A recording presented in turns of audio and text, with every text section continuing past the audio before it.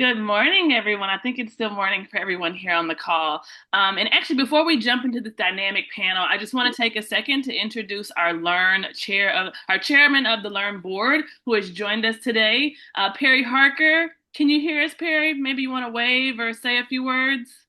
Yeah, I can. I can. Can you hear me okay? Yeah, I can hear you and Yeah, see you. How you doing? I'm good, thank you. Hey, being on a college campus, you have your day planned out, and then a student enters and gives us a good opportunity to use some of our experience to help them navigate, right? So I apologize for being a little bit late, but I do want to say welcome to everyone to the Learn Contract Training Conference. On behalf of our full board, it's my pleasure to welcome you to this year's exciting training conference.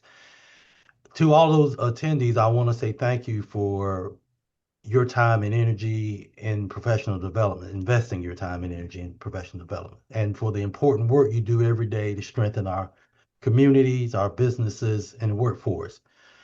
Contract training professionals play a vital role in helping employers remain competitive, employees gain new skills, and local economies thrive. The workplace, as we all know, continues to evolve at an unprecedented pace. New technologies, changing workforce demands, the emerging industries require us to be innovative and responsive and forward thinking. The work you do is at the center of that transformation. So through strong partnerships with employers, customized training solutions, and a commitment to lifelong learning, you're helping to shape the future of workforce development. This conference, we're excited because it brings together some of the most experienced and innovative professionals in the field. So over the next couple of days, I encourage you to learn from each other, explore new ideas, build relationships that will continue long past this conference. At Learn, and Learn has for a long time been committed to supporting leaders in lifelong learning and workforce development. This conference reflects that commitment by providing what you'll see practical skills, proven practices, and forward-looking insights that can immediately be applied to your work. So on behalf of the board, I'm grateful for your dedication to serving leaders, learners, employers, and your communities. Your efforts make a meaningful difference in the lives of individuals and the success of organizations across North America. Thank you for being here. I hope you leave inspired, energized, equipped with new ideas and valuable connections that will help you expand the impact of your contract training programs. Welcome to the conference. Sorry I was a little bit late. Thank you all for being here, and thank you especially for all that you do. Awesome. Thank you so much, Perry, and thank you for being here as well. We absolutely understand the things that pop up, or the people and the things and all the things that pop up on the campus. I'm gonna see if Roy, are you able to stop the screen sharing? Because I really want everybody to be able to see our panelists. So I don't know if that's something you can do on your end.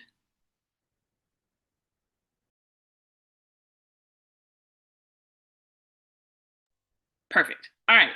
Thank you so much. So let me quickly just introduce. There are going to be small introductions for the sake of time to our dynamic panelists, but you can also go in and read their full bio on the speaker screen, on the speaker session of Whova, or in the attendee session of Whova as well. So we have two panelists today. Our first panelist, Shannon Bryant, is the Executive Director of Workforce and Economic Development for Minnesota State, a system of 26 state colleges and 7 state universities with 54 campuses. In this role, Bryant supports the system by driving statewide educational initiatives and strengthening partnerships with economic development agencies, workforce boards, and industry to meet workforce demands. Our second panelist, Joanne Hall, is the founder of Hallway Consulting Group, which launched in 2021. She focuses on leadership coaching and organizational consulting, helping leaders reduce burnout and increase team engagement to build capacity and implement strategies for personal and business growth. Joanne retired last August after more than 20 years as Dean of Economic and Workforce Development at Moraine Park Technical College. So, welcome, Shannon, and welcome, Joanne. And Bill said it, but I'm Trivette Webster, and I'm the Chief Operating Officer here at Learn. So if you all are okay, well, let's jump right into the questions. I have a lot of questions. We may not get to all of them, which is fine, but we really want to hear some of your expertise. So if we'll start with you, Joanne, if you don't mind.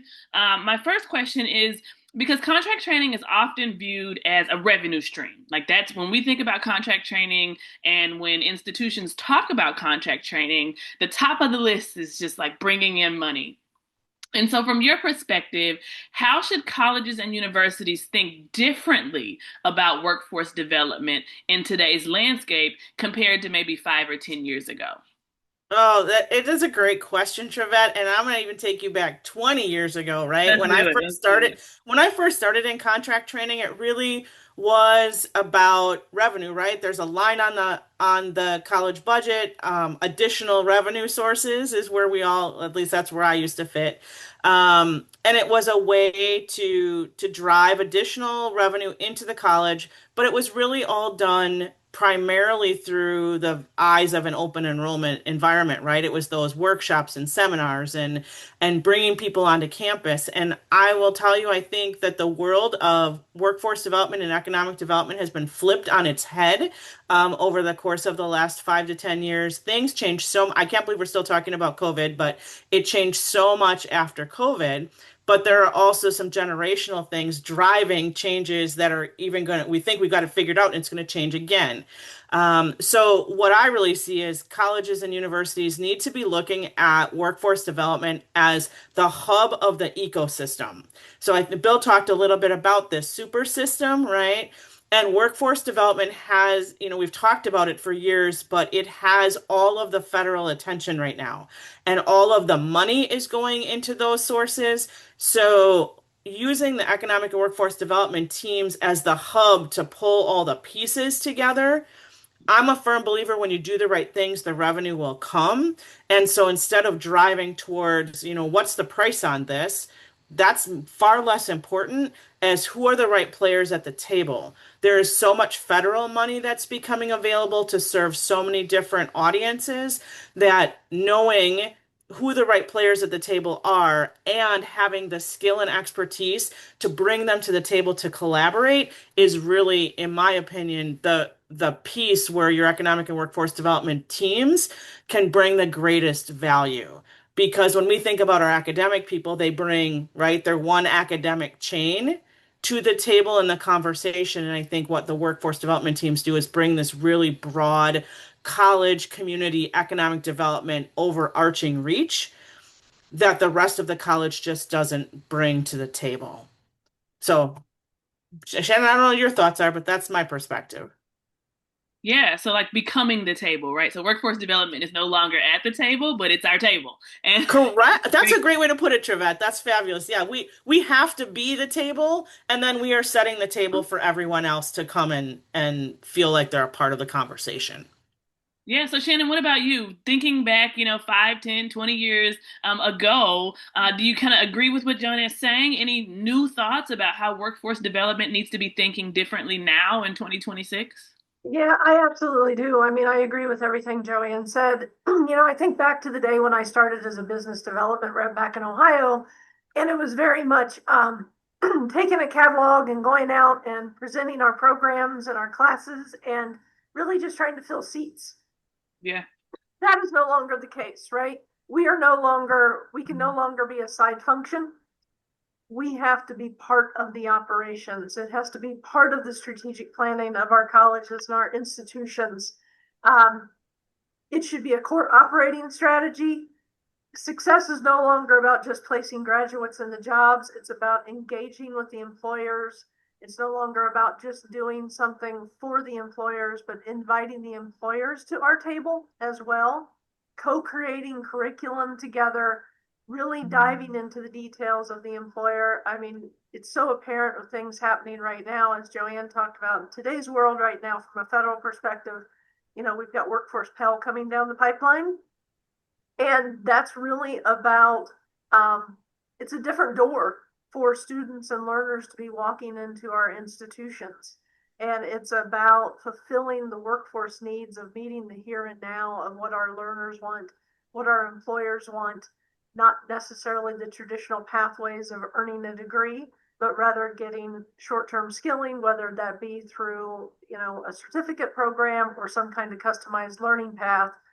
But the work that we're doing is so relevant. It's beyond just revenue generation. It's about making connections with employers so they can hire our graduates who are coming out of our pipelines of our academic programs.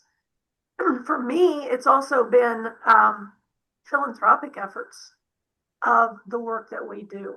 There's never been a time, I've worked in 3 states now, Ohio, Texas, and now Minnesota. We can be the forefront of philanthropic efforts for our institutions because we are providing, as our institutions and our departments, we're providing value to the employers, but now introducing opportunities for the philanthropic efforts of either scholarships for our students and our learners, or opportunities of in-kind exchange of equipment, machinery, things like that. So the doors are wide open. It is so different from what happened 10 years ago that we just need to be much more strategic in thought, but we are a key element of the operations of our institutions now. Thank you. So Shannon, you said a couple of words. So you said strategy, you said I think you said partnerships. I think Joanne said relationships. So that's going to jump to one of my other questions. So Shannon, you talked about strategy and having these partnerships and building these partnerships with stakeholders, with businesses and industry. So what does that conversation look like, right? So how can systems and colleges better communicate this strategy and the strategic value of workforce development to anybody, really? So I know, Joanne, you mentioned internal. Shannon, you mentioned external. So how are we communicating when we're having these conversations? What are the things that we are saying to make sure that they're understanding this strategy, this strategic value? Right. Well, I'm going to go back a little bit to when I had one of my first jobs in this area. I had a supervisor who one day she called me in. She said, Shannon, she goes, the first thing I'm going to tell you is in the conversations that you're having with employers and community, don't be a bag diver. And I'm like, what is a bag diver? I don't understand what that means.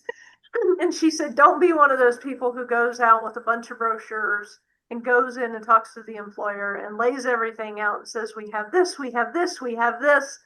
No, go in, blank sheet of paper, and simply sit down and say, Mr. and Miss Employer, what are your workforce needs and how can we help you meet those? And so ever since then, I've always trained my staff to make sure that's the way to start the conversation. But it goes well beyond just the conversations with the employers, right? This is a huge ecosystem. So I can tell you, for example, here in Minnesota, I've been part of a pilot project for the past year with our state economic development agency, including not only our local and regional, but also the state level of economic development, our workforce boards, and really talking about how we can serve the needs of the employers and bringing that back to our institutions of really becoming problem solvers versus just program providers. And so that's kind of the new twist of what I'm seeing, and really getting everyone to kind of think along those lines is that we can't talk to individuals anymore. We need to talk with them. And we really have a deep understanding of listening and responding accordingly. And that's really kind of how the conversations have changed. Perfect. Thank you. So both Joanne, you and Shannon kind of sit from a top of the umbrella perspective now. Joanne, I know you were at Moraine Park, but now you consult and you talk and you go see a lot of different institutions. Shannon, you're at the system level, so you have a lot of different institutions there under you. So Joanne, from your perspective, what you've seen, what distinguishes institutions that are really leading from what you and Shannon have talked about, who have kind of understood the change, who have taken that on and ran with it, versus those who may kind of still be stuck in the past, who are just leading training. So institutions that are doing well and running in this kind of new era versus institutions that are kind of still stuck in the past and see themselves as training. Yeah, so I would say there's a couple of things. First, you can see it in the types of people they hire in this world of work. Okay. You'll see people who are kind of stuck in the past tend to hire, like they might move academic program people, right? If they're condensing programs or readjusting budgets, they're going to move academic people over into this space.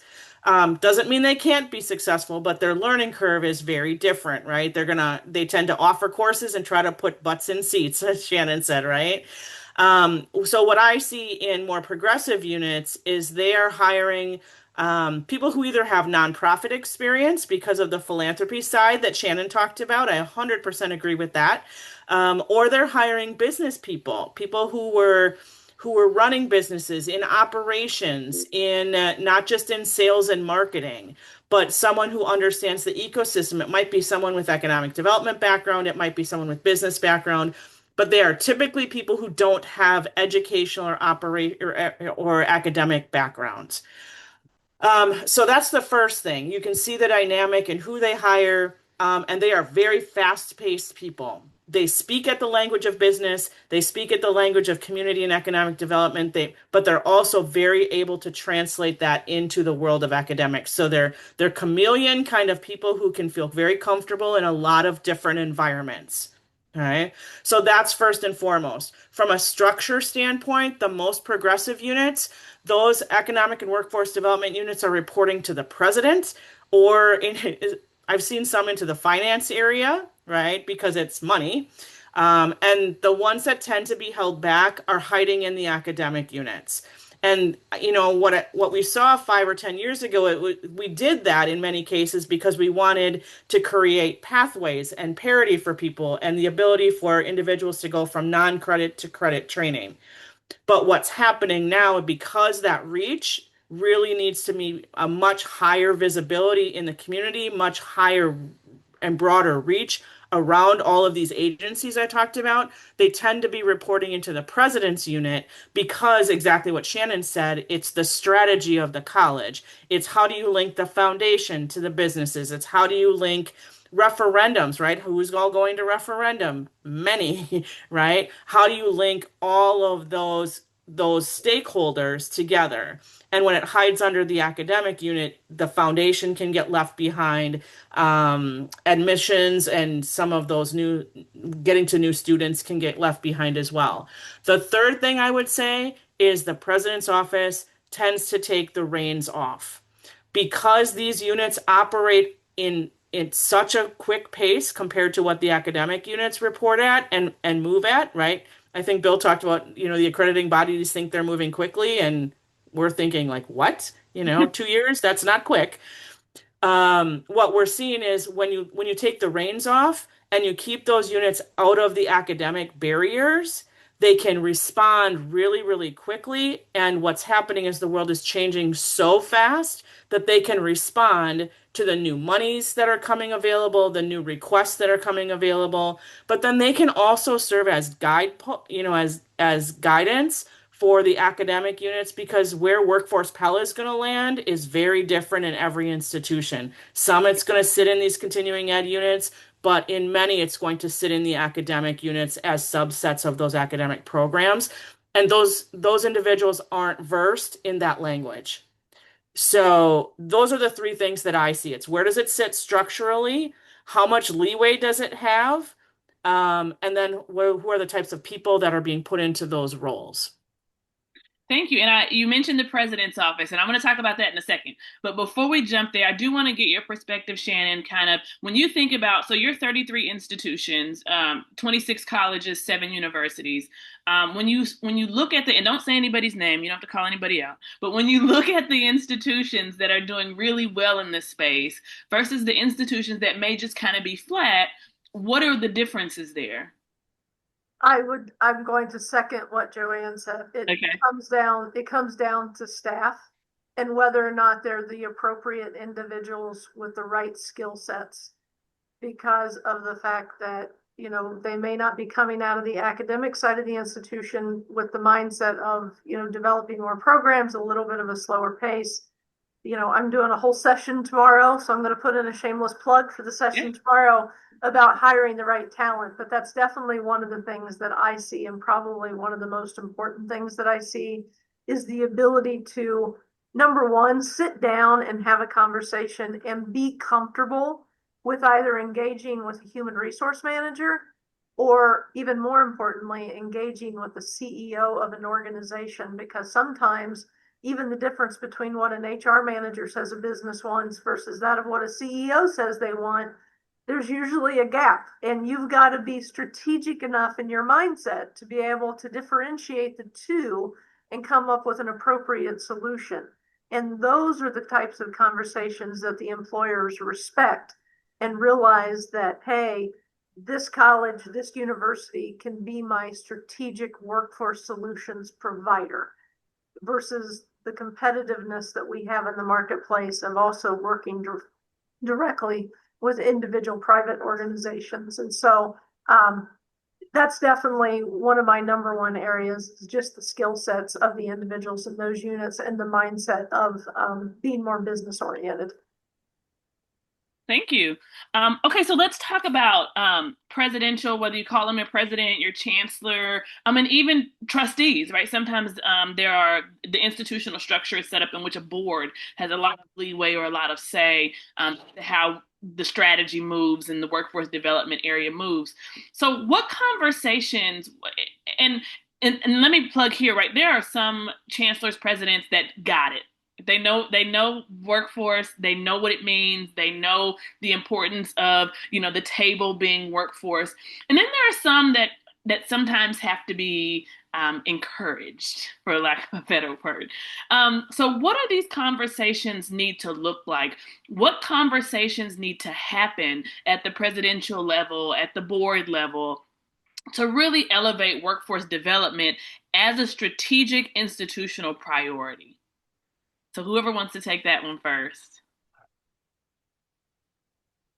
Let me start, Joanne. Go ahead, Shannon. Sure. So I'm going to say this. What I have found over the years is you need to be able to see it, feel it, and connect to it. So it's not just about showing metrics, right? It's not just showing about how many individuals we served, how many employers we served. It's not just about the revenue. It's about the narrative. It's about the stories. So I will tell you, just recently here in Minnesota, I went before our board of trustees and I brought a number of our continuing education and contract training reps to the table with an employer that they have recently served. And we sat down and we had a conversation about the ROI on both sides of the fence. What was the ROI to the institution, the college, for engaging with this employer? And what did the employer in turn receive? And so there were a lot of great conversations about telling about what problem the employer was encountering, what solution the college came up with, and how did that ultimately impact the employees, whether through a wage increase, promotions. It helped them go faster to market on a product.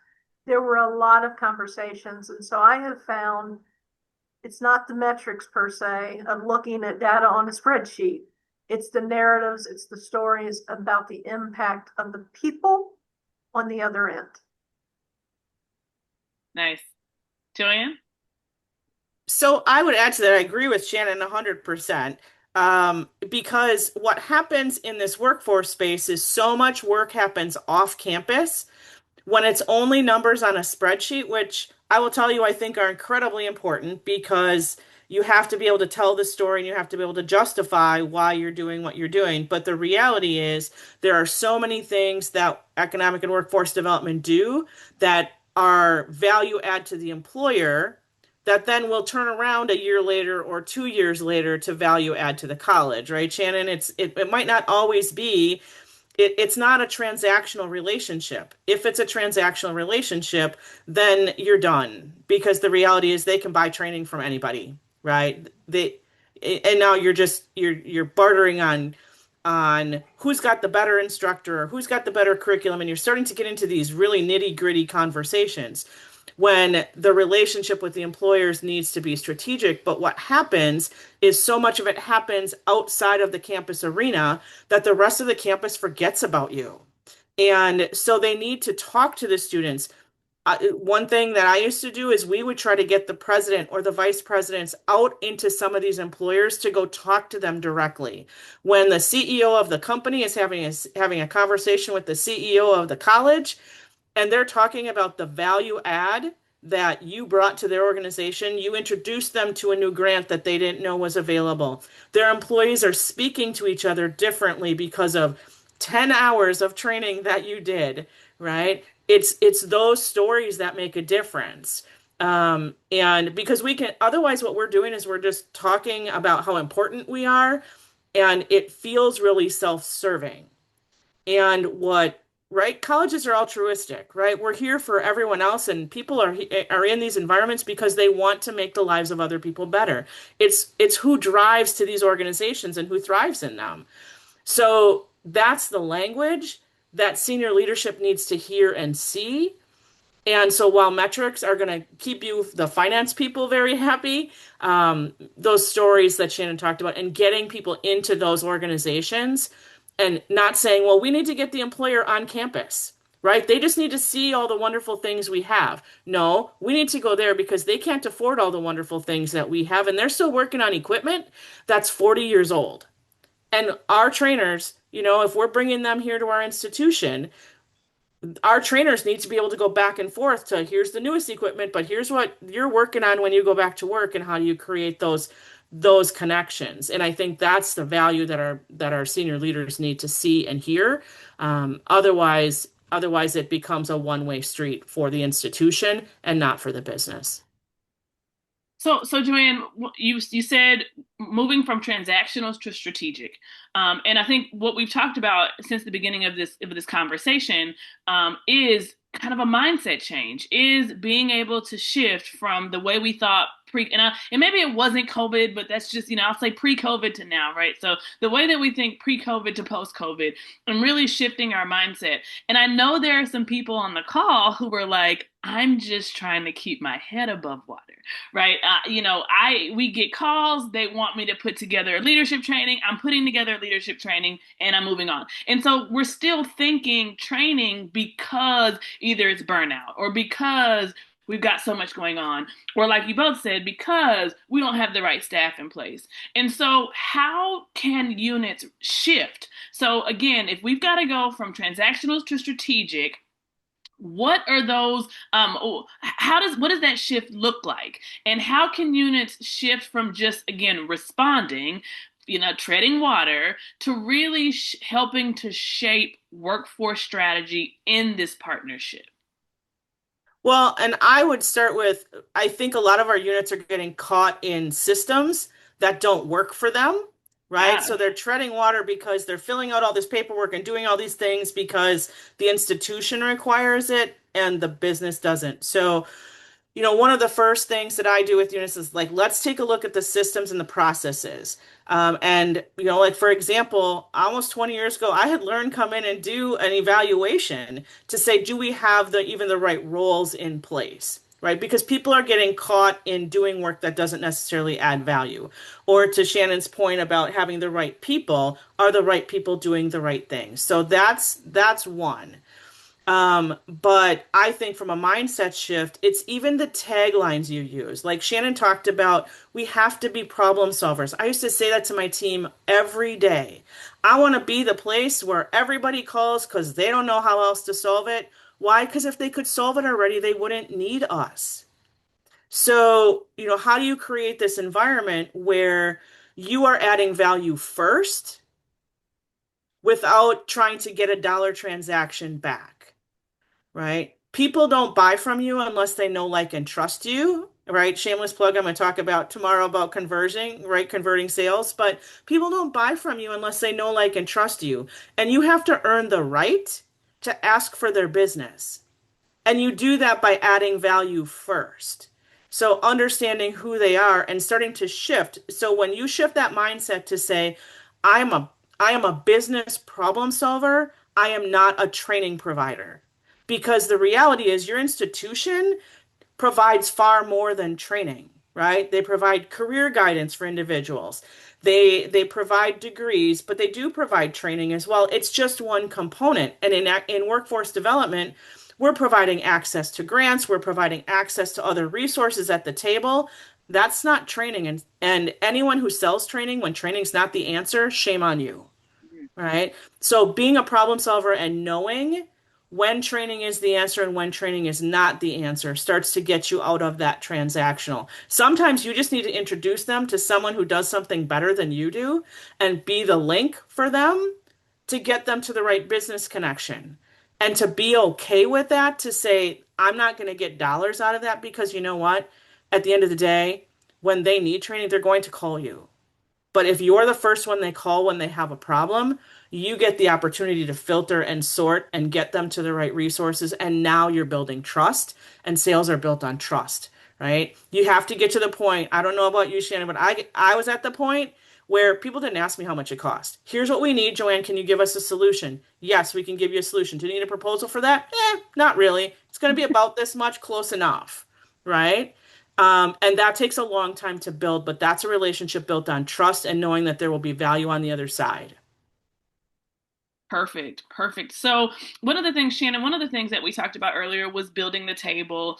We also talked about contract training becoming or being contract training, workforce development, kind of being the table and making sure that when we're writing these strategic plans, when institutions are developing long-term, short-term goals, developing plans, strategic plans, that contract training and workforce development are a part of those plans. And so you have to be able to communicate the role that is played in that. So Shannon, what role does contract training play in shaping institutional relevance and long-term sustainability? That's a loaded question. Okay. So, I would say number one, one of the conversations that needs to be had with senior leaders is trying to articulate where contract training fits into the greater mission of the institution. This has been a conversation that, I've had in many roles, and it's really important because they got to discuss institutional strategies to position workforce development as a core to our enrollment growth, right? A lot of times students will enter the door through non-credit, but they will eventually transfer over, articulate into an academic program.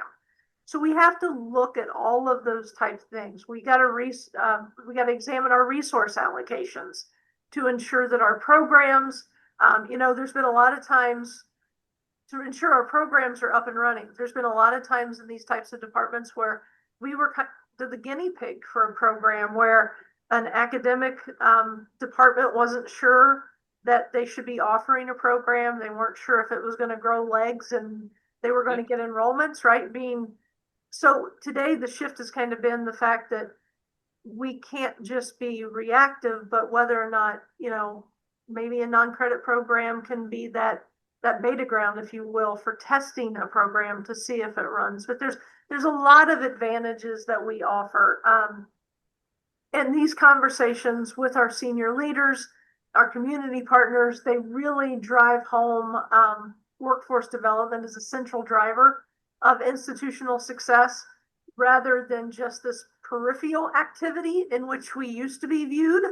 And it's just a whole different day. So those are some of the things that I would recommend in having the conversations. But again, making certain that we're aligning with the greater mission of the institution, how we plug and play, and even incorporating this into the vision and the strategic objectives.